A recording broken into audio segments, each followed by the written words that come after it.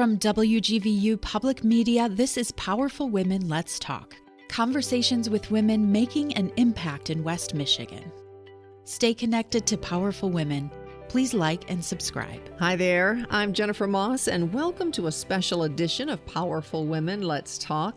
It's special because it's Women's History Month, and we have a great lineup of powerful women that we're talking to for the month. And today I have the pleasure of one of our younger powerful women making her mark in our community. I'm happy to welcome Tonja Moyer. Hello. Thank you so much for having me. So Tonja is an engineer, entrepreneur, farmer, and environmental steward who designs systems that work across business, land, and community. Again, thanking you for joining us for Powerful Women. We're going to start, though, with something that is, to me, one of the most inspiring and interesting things that I've seen, and I've actually seen it. And that is that you are the owner, the founder, and developer of your family-run business, Black Queen Bee Honey. Yes, that's right. I am the founder of Black Queen Bee.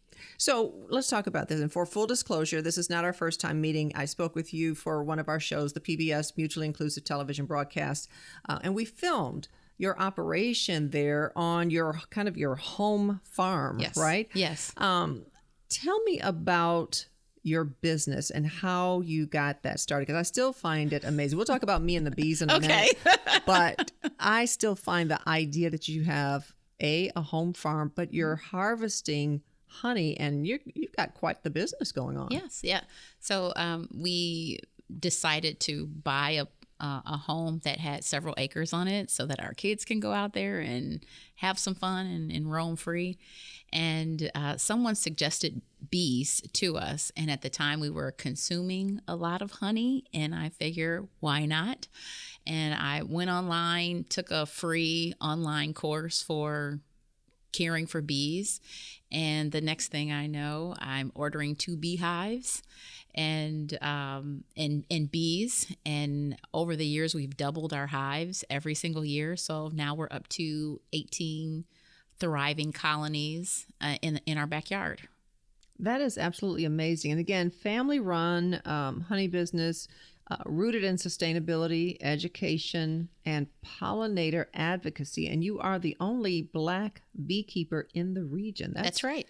Yep, I am the only. And that's surprising to hear. But we've done our research and found out, I'm the only one out here. But I am training new people. And so there are bee enthusiasts who are learning how to do beekeeping, but they may have one hive on their property. But I am the sole or the only beekeeper, Black female beekeeper on this side of Michigan. So and this started again. You wanted to also potentially educate your children about sustainability, about creating or having your own food, because you actually have a farm, so you have chickens and other animals. Yes. Right? Yes, we do have. I think we started off with chickens initially, and then we grew into bees. We're pausing on the goat for right now. But the part of this, my grandfather farmed, and he lived out in Sparta. But when he bought property over on Logan in Dunham, he had a small garden in his backyard, and that was something that I always wanted to have, a garden in my backyard. And so whatever house I have, it's just grown bigger and bigger and bigger. And then learning that our bees actually partner with our gardeners. They help to pollinate our plants. And so those are things that I've learned just over the years. I stumbled into this hobby, and now I'm learning so much more about how we can partner with our pollinators, in specifically our bees. That's something that I want my kids to learn. And so we teach that when people come out and do tours. We teach them about how they can partner with pollinators, how they can stop using pesticides. That's something that we try to educate people on. And then there's this fear of bees, period. So people, just almost as much as they don't like to go to the dentist, people are very afraid of bees. And so there aren't a whole lot of bees that actually go out there and sting people on purpose. Many of them, if you don't bother them, they won't bother you. And so we try to teach or educate people when they come to our property about that. Yeah, because the tours are big. Students come, adults come, families come. And again, it's that education process. I had to get educated because now the good news is that you have the full on bee suit, the full white bee suit. And I was still, it took me a minute to adjust to the fact that bees literally, because when I saw the bees on the other people, I'm like, if they're on them, that means they're probably on my back too, right? Yeah. And they were, but it actually became quite calming when you hear the sound. I mean, and so there people talk about that too, right? I mean, once you get acclimated to that, the experience, but then, and in watching them at the hives. Yes. So bees are fascinating to just in general. And that hum is, there's a whole movement now that I'm learning where people sleep with bees. So there are people who will put beehives on a bed and people will sleep underneath there. And the vibrations that they have are supposed to relax people. This is all new to me. I'm learning all this. You see the look. I mean, no one can see how I'm like, really? People, what? I'm learning this What are we now. saying? But I tell people when they put those bee suits on, because there are still people who are fearful before they go out there to hang with the bees. They're still afraid. And so if you've ever gone snorkeling before, that putting your face in the water and still being able to breathe is a little bit of a shock. And as soon as people put their face under the water and they're breathing, you can hear yourself, and then you can hear yourself laughing, and you're going, okay, I can breathe underwater. This is okay. It's the same thing with the bees, where after a little bit, we teach people to do the deep breathing a few times. Sometimes they have to do it a few times. Yes. But people will do that deep breathing, and then you don't even notice it anymore. It's just a hum. It's like white noise in the background. And then people get out there, they just sit down and do some meditations. It's kind of cool. It is. It can become very relaxing. Again, once you adjust, it took me a minute. So what is special again about making the honey? Because you have turned that into more than just education. You have turned this into a business that actually is doing quite well. Yes. So when we started off with our honey, it was really just for our family. And then it just grew and grew, where can I get some honey? Can I get some honey? So, it was just, family, and then it became friends, and then it became, okay, I think we have a business here now. And so as there became more demand for honey, we continued to increase the amount of hives and bees that we kept in our backyard. And even stumbling into the bee tours, somebody heard about it and went, can we come and look? And so we only had maybe 3 bee suits. And so we had a small group of students coming in. They were rotating through using the different bee suits. And so we've done a couple of pitch competitions, asking for additional funding, adding on to having more bee suits so that people can come out and do our tours. And so now our bee or our honey, people have asked for more honey and given us ideas for how to infuse our honey. So now we offer a lavender honey or a lemon honey. We have our cinnamon, our garlic, and we have a hot and we have a fire too for people who a fire now. Don't like taste buds. We have a fire honey as well. So, and this is all, when you think about it, you've taken that process and you've made a business out of it, because quite frankly, you have a full-time job. I mean, you do that while being a mom, while doing your actual day job, right? Because you're an industrial engineer. Yes. So I work currently full time. I'm at Mary Free Bed. I'm loving the organization that I'm working for. But this is where the community and the family comes into play in being able to run operations for our business. So we have some people who have come to do bee tours, and they love it so much. They either come in loving bees, or after they've been there, they go, I want to help. I want to do more. How can I partner? How can I volunteer? And so we've acquired new volunteers to help us out every single season. People want to learn more. They want to know how they can do it. And so what started with just myself really out there with the bees is now a family-run business. My parents are involved, the kids are involved. Even if they didn't want to be in the beginning, now my daughter's at Michigan State for plant science. So I think some of this is rubbing off on all the kids. And my son just graduated in film and media, so he's doing a lot of the filming, doing some of our social media. So everybody's playing a role. They help us with our chickens. When people want to come and do a tour, we're trying to incorporate all of the natural vegetation and having my daughter be a part of that. And we're partnering with different people from the community as well. So there are individuals who are dedicated to us planting native plants just in the city and educating the importance of doing that. We want to bring that into our farm and partner or marry that with supporting the pollinators, all pollinators. Okay. Yeah. And again, a family-run thing, but as you noted, you've got your degree in industrial engineering. You also hold an MBA in global leadership from Cornerstone. And this is the part, I did peruse your bio, and you are a Six Sigma Master Black Belt. Yes. And we're going to stop the press on that because this is not martial arts No, it is not. that we're talking about. Tell us about Six Sigma. Okay. So Six Sigma, I'm a Six Sigma Master Black Belt, and that's really just fancy talk for saying that I really know how to look at data and I know a little bit about statistics.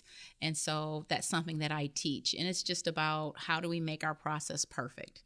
So being an industrial engineer, it's about how can we make our processes work well, better, faster, turn over better quality. And so it's always about continuously improving.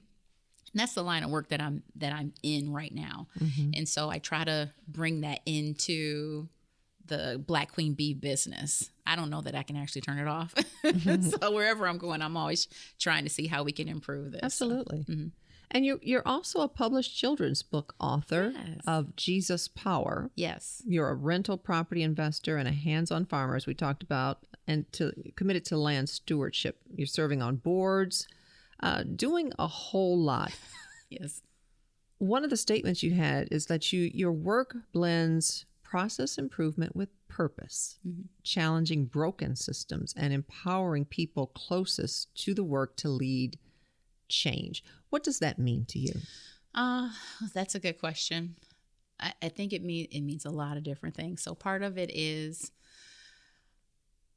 with the farming component. If for people to be able to see a Black woman farmer, entrepreneur, the farming aspect has been almost erased. Black farmers, you don't get to hear about a lot of Black farmers. And so part of it is about representation and providing a space for other people, other entrepreneurs, other businesses. And so one of the things that Black Queen Bee is doing, we have over 3 acres of land. We're trying to build a community calendar so that people can come to the farm and partner with other businesses. So we've met people who want to do forest bathing. I had never even heard of what forest bathing was, but we have forest space. Why not go ahead and do that on our property? Do tell. Right.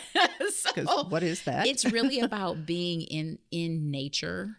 It's going out and really meditating outside in nature, listening, journaling, sitting, grounding, absorbing all of the above, things that I had never even heard of, but I have the property. There are people who are interested in doing that. It's local and people have access. They can have easy access to our property. And so why not do the forest bathing on our property?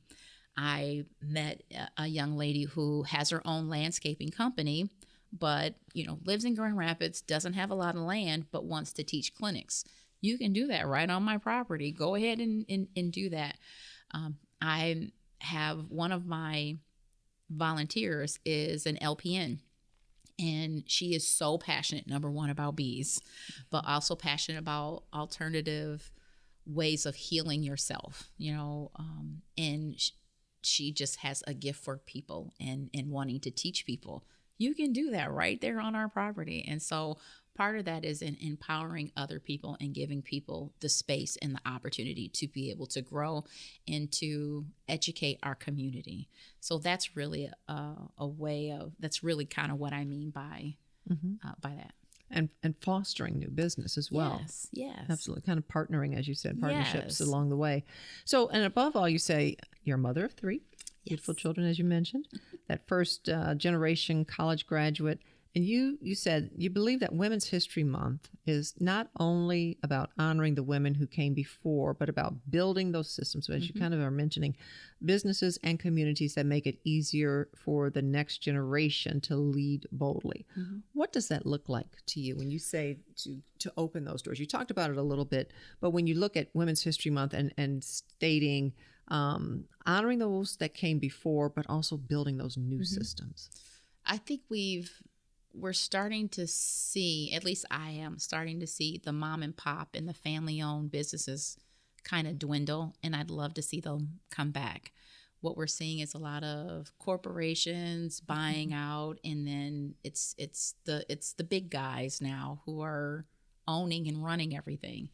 And I think we miss out on that, at least females, women, family-owned companies. I would love to see my kids take on Black Queen Bee, right? I would love to be able to pass that on to them, or even to create an avenue for them to build their own businesses and companies and have other people working with and for them, and for them to continue to do that. I would love for all of us to have a piece of the pie instead of one person owning it. So I think that's what that means for me.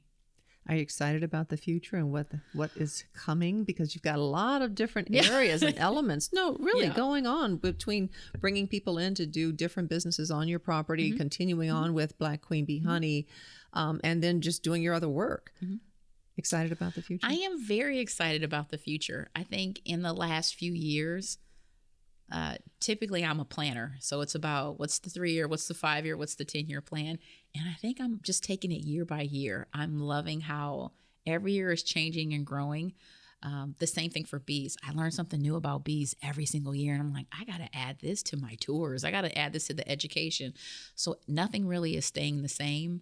The vision that I had last year is a little bit different than the year before. And so I'm a little bit more relaxed and having a different vision every single year, or even every 6 months. It's just looking different, and I'm just taking the bull by the horns, and I'm just keeping riding.